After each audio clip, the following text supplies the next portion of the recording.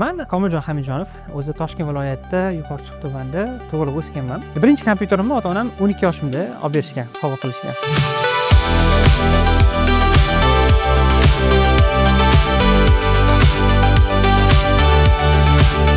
To'g'risi, men boshida dasturlashga kirgan paytimda ustozsiz boshlaganman, eng boshida.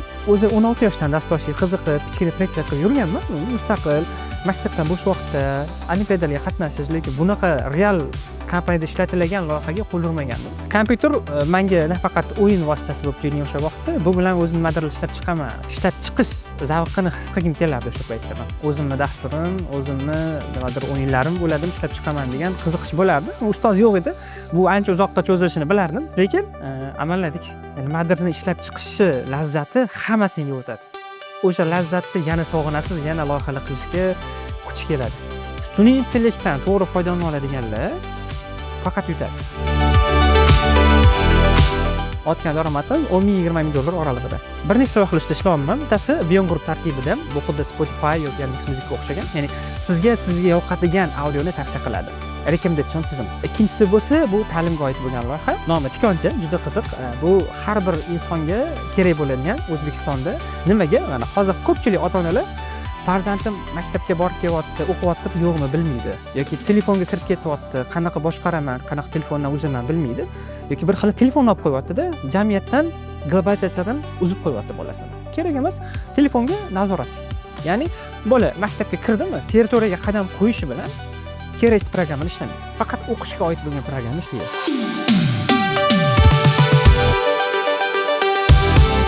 Ilm orqali undan ancha yaxshiroq daromad ham chiqishingiz mumkin. To'g'ri usul bilan ham, halol usul bilan ham yaxshi daromad qilish mumkin. Hozir Instagram orqali tadbirkorlarning o'zlari yozishni boshladi. Mana shu loyihani siqib bering. Ya'ni ishonch uchun men ularga isbotlab berishim shart emas, ular meni kuzatib kelishyapti. Agar ko'p aytishlik bo'lsa, yaxshi boylar chiqsa O'zbekistondan, kerak bo'lsa arzonroq xodimlar keladi boshqa davlatdan. Bitta nuqta bor, dasturchi umrbod talaba deb aytaman. Endi nimadir yangi narsa chiqsa, o'rganishga tayyor bo'lishingiz kerak. Menga o'zimni vatanimga hissamni qo'shayotganimni, xalqqa manfaatli narsa ishlab chiqayotganimni ko'rish ancha zavqliroq.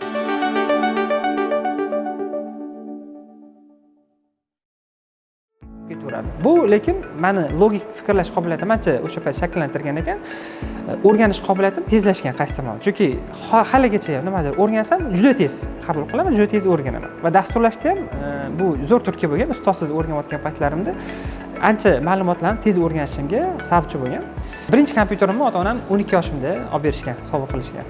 Birinchi ko'rganimda sizni Instagramda bitta notebook bilan daromad topish mumkinligi deb yoshlarga anaqa da'vat qilayotganingizni ko'rganman.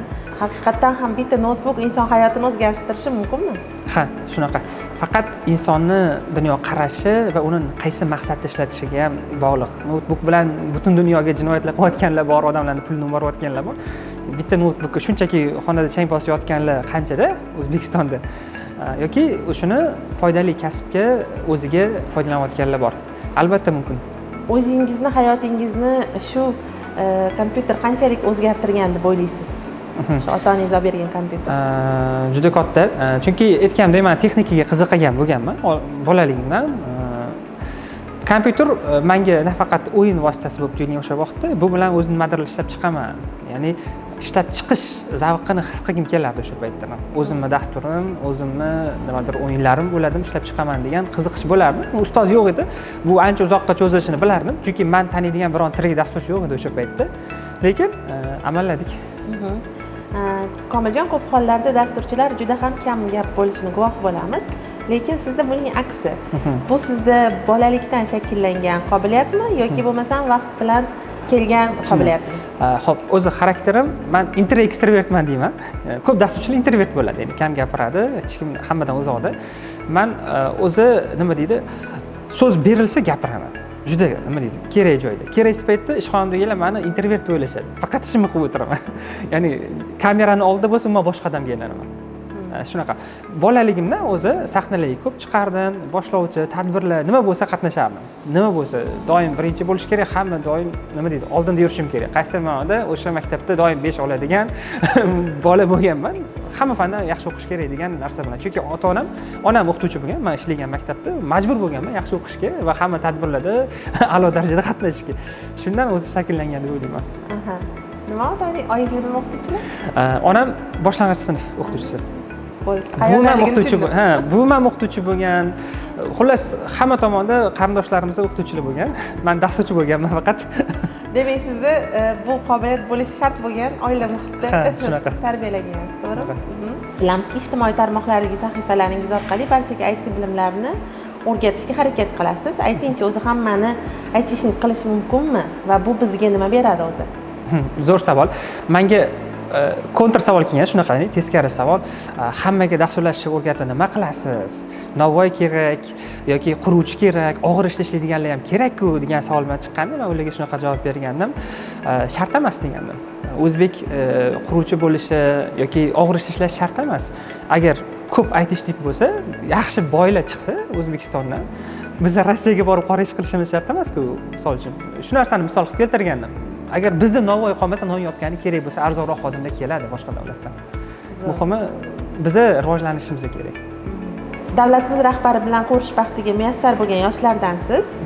Keling o'sha kunni eslaymiz.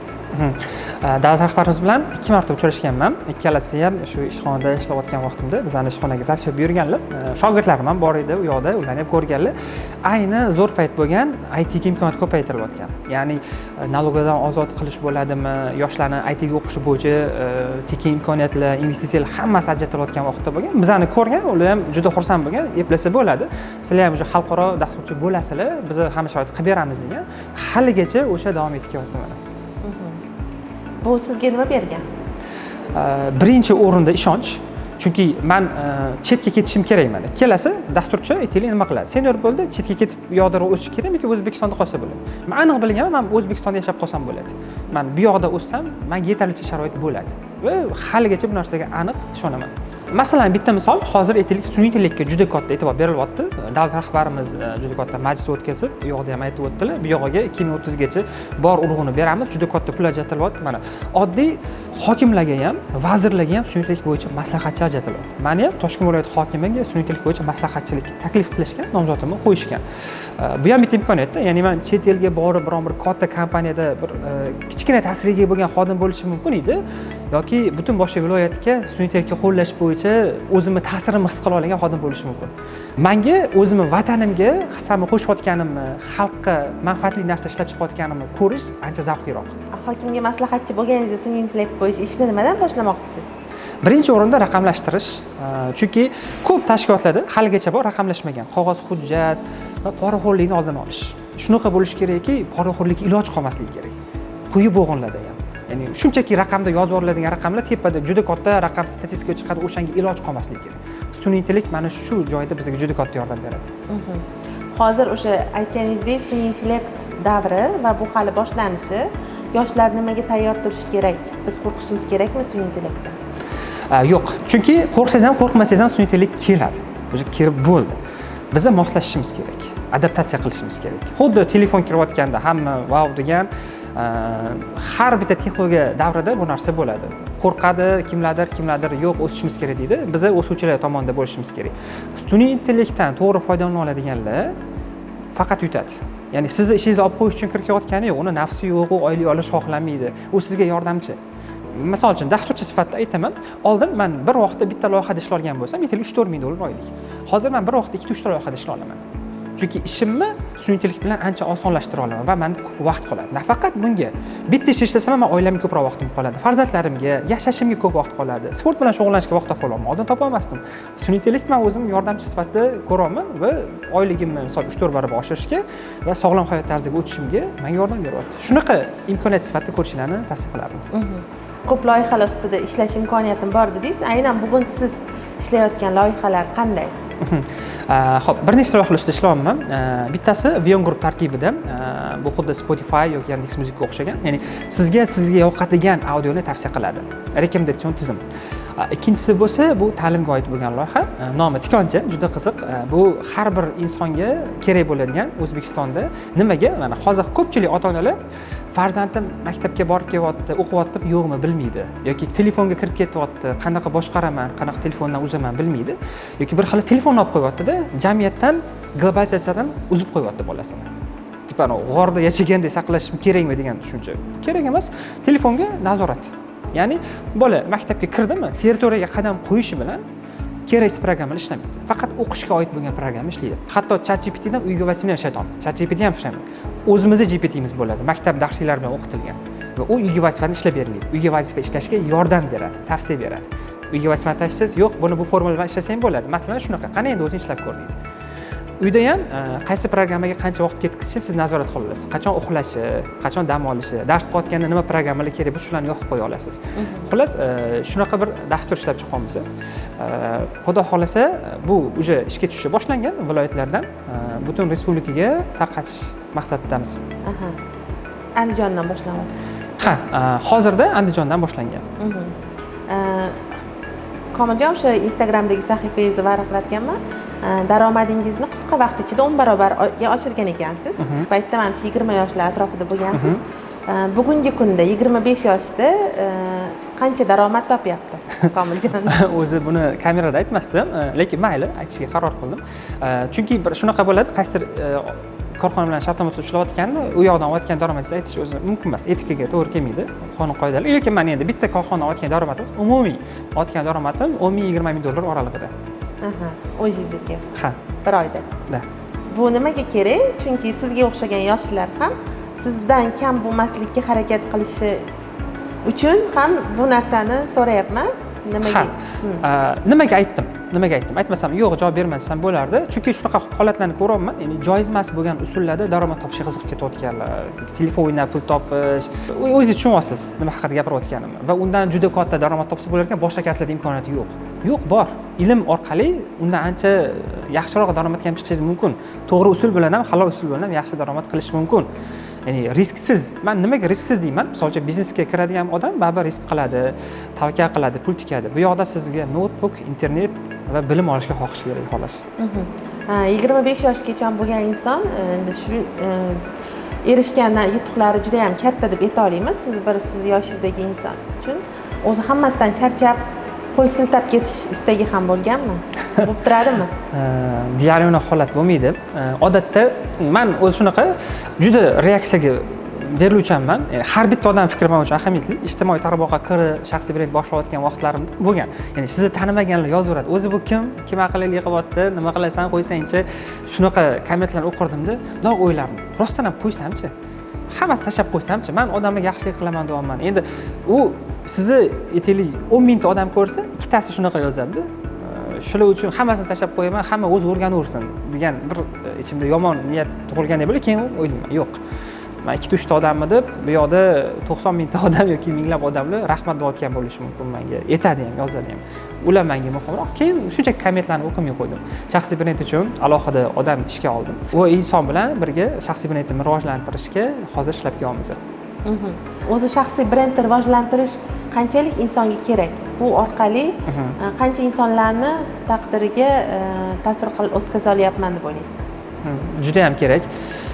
Mana hozir menda Instagramda 65 mingta hozircha obunachi bor. YouTube'da ham 12 mingtacha. O'zi juda unaqa aktiv kontent qo'ymayman. Bosqichlarimdan ortgan paytimda bu nimaga kerak? Birinchi o'rinda ishonch. Ya'ni nima tomondan? Menga kimdir loyiha bermoqchi bo'lsa ham Instagram orqali taklif bilan chiqishni boshlashdi. Oldin hech unaqa narsa yo'q edi. Loyiha olish jarayoni umuman boshqacha edi. Hozir Instagram orqali tadbirkorlarning o'zlari yozishni boshladi. Mana shu loyihani siqib bering. Ya'ni ishonch uchun men ularga isbotlab berishim shart emas, ular meni kuzatib kelishyapti. Ikkinchi o'rinda ta'limga odamlarni jalb qilish. To'g'ri, misol uchun san'atkorlar yoki boshqa soha vakillari juda tez obunachi yig'ish mumkindir, lekin biz 65 mingta obunachimiz bular aynan IT ga qiziqadigan 65 mingtada. Bu umuman boshqa narsa. Bular aynan nima deydi, xalq orasidan yangi texnologiyaga o'tishga, o'z ustida ishlashga tayyor bo'layotgan odamlar. Men bularga keyingi darajaga chiqishlari uchun nimadir bo'lsa ham turtki bera olsam, bu menimcha baxt deb o'ylayman. O'zi aytishlik bo'lish uchun mana 65 mingta odam sizni kuzatyapti va havas qilyapti desak ham bo'ladi. Orasida balkim aytishlik bordir, balkim bo'lish istagidagi insonlar juda ham ko'pdir. O'zi aytishlik bo'lish uchun daho bo'lish shartmi? Yo'q. O'zi manada bir xil aytadi, bu tug'ma qobiliyat bo'lish kerakmi, tug'ma bo'lish kerak. O'zi dasturchilar bir bo'lsa 10 yillik tajribali dasturchilarni topasiz-da, zo'rg'a. 15 yillik, 20 yillik bitta ikkita chiqib qolmasa, odatda dasturchilar shu 6 yil, 10 yil oralida tajribasi bor. Undan oldingilarni-chi, ota-bobosi dasturchi bo'lmagan-ku. Bunga sizda xohish bo'lishi kerak va texnologiyaga yangi ilmni olishga qiziqishingiz kerak. Bitta nuqta bor, dasturchi umrbod talaba deb aytaman. Endi nimadir yangi narsa chiqsa o'rganishga tayyor bo'lishingiz kerak. Shu narsaga tayyor bo'lsangiz va yangilikka qiziqasizmi, yangi narsani ishlab chiquvchi bo'lishingizga qiziqmi, unda sinab ko'rsangiz bo'ladi. Zo'r. Kelajak 10 yilda o'zingizni qayerda va kim sifatida ko'ryapsiz? Ha, tushunarli. Birinchi o'rinda O'zbekistonda ko'raman o'zimni. O'zbekistonda nafaqat xalqaro kompaniyalarga, balki O'zbekistondagi davlat kompaniyalariga ham, tadbirkorlarga ham foyda keltiradigan, ularni biznesini qaysi tomonda oshishiga yordam beradigan inson sifatida yoki ko'plab yoshlarni, yuzlab, minglab yoshlarni bu sohada o'sishiga yordam beradigan inson sifatida, balki ularni o'zim ish bilan ta'minlovchi inson sifatida loyihalarni chet eldan olib, O'zbekistondagi o'zimdan chiqayotgan shogirdlarni ish bilan ta'minlovchi inson sifatida ko'raman. Yoshlarga nima degan bo'lardingiz? Xo'p, yoshlarga birinchi o'rinda kasb tanlayotganda zamonni hisobga olsin, ya'ni zamon qayerga qarab ketyapti. Biz qayerga qarab o'syapmiz, nimani o'rganish kerak va o'sishga, ilm olishga tayyor bo'lish kerak doim. Chunki hozir IT ga kirishmoqchi bo'lsa, ularga tavsiyam shunaqa o'sish bo'lyaptiki, men sun'iy intellekt bo'yicha nimadir dars yozmoqchi bo'lsam, 3 oydan keyin uni qaytadan yozishimga to'g'ri kelgan darajada, ya'ni shunaqa yangiliklar chiqyapti. Bu degani dasturchilar ham shu tezlikda o'rganish kerak. Orqada qolsa, misol uchun men bitta ishxonaga kirib bo'ldim, bo'ldi dasturchiman deb boshqa narsa o'rganmasa, ular qolib ketyapti orqada. Ularning o'rnida balki sun'iy intellekt qaysi tomonda egallashi ham mumkindir. Tavsiyam shuki, ilm olish kerak va zamonaviy kasblarni, sun'iy intellektni, ITni dasturlashni o'rganish kerak. Chet elda shunaqa narsa bor. Bola dasturchi bo'lsa bo'lmasa, milliarderi bolasini maktabga berdimi? Misol uchun bizda til o'rgatadi-yu, rus tili, ingliz tili. Ular dasturlash o'rgatadi. Chunki fikrlash uchun kerak. Dunyo qarashingiz kengayadi. Mantiqiy asoslarga asoslanib, nima deydi? Mantiqiy logikaga asoslanib fikrlash qobiliyatingiz juda ham shakllanadi dasturlash bilan. Shuning uchun 5-6-sinflik bola shunchaki dasturlashni o'zini rivojlanishi uchun ham o'rganib qo'yish kerak. Mana shifokorlar so'raydi, bolam IT ni o'rgansin, shifokor bo'lmoqchi bo'lsa, doktor bo'lmoqchi bo'lsa. Albatta o'rgansin. Misol uchun Germaniyada IT bilan meditsina shunaqa uyg'unlashib ketgan. Nima desam, kerak bo'lsa operatsiyani ham robotlar qiladigan darajaga chiqishganda. Va kerak. Misol uchun bizda O'zbekistonda nima qilishyapti? Shifokorlarni IT ga o'rgatish endi kompyuter savodxonligidan boshlashyapti-da, Word, Excel'dan boshlab o'rgatishyapti. Qancha bor hali u joyga chiqishimizga yoki qaysidir частный meditsinskiy kompaniya menga kelib turib, men dastur qildirmoqchi. Men ularni o'rganib chiqishim kerak-da, meditsina qanaqa ishlashini o'rganib chiqishim kerak. Sohani o'rganishingiz kerak. Ular bitta odamni qo'ysa, men ularga tushuntirishim uchun xullas murakkabroq bo'ladi. Undan ko'ra doktorning o'zi shu narsani bilsa, keyin o'zini tepadagi doktorlarga yoki shu meditsinadagi kompaniyalarga o'zining produktini sotsa, bu ancha oson. Demak, biz IT ni o'rganishni bolaligida hali kasb tanlashdan ham oldin o'rgatishimiz kerak. Hamma kasbga kirsa ham foydali-da. Nima kasb bilan shug'ullanmasin, u yoqqa IT, sun'iy intellekt baribir kiradi. Olib kiruvchi bo'lishi mumkin o'sha sohaga o'zi ham. Shaxsiy hayotdagi erishgan yutuqlaringiz haqida aytib o'ting. Oilaliman, uylanganman. Bitta farzandim bor, qizim bor. Hozir 2 yoshda. Eng katta yutug'im birinchi o'rinda ota-onam. To'g'ri oilada tug'ilganim qaysidir ma'noda, ya'ni ota-onamning tarbiyasi menga katta. Ikkinchi o'rinda soliha ayol va ko'zimni o'g'natadigan, uyga borganimda menga juda katta motivatsiya berib, menga energiya beradigan farzandim.